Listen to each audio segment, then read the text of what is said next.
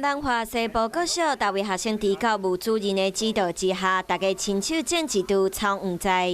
结合生命教育的课程，让小朋友能够每天跟草莓说一段祝福的话。我们4年级小朋友甚至还拉大提琴给给这个草莓听。除了定时照顾，还要替草黄土保护地啊，防止鸟啊，还有狗遐。学生还会有大提琴予草黄来听。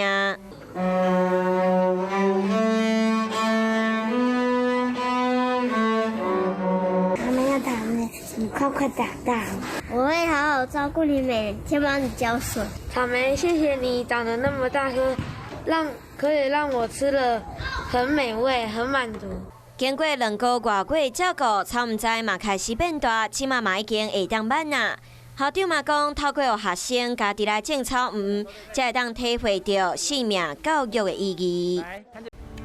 我是陈雅玲，想要跟我一起从零掌握天下事吗？赶紧按下华视新闻 YouTube 频道的订阅按钮，开启小铃铛，跟我一起探讨公共议题，给您最专业的华视新闻。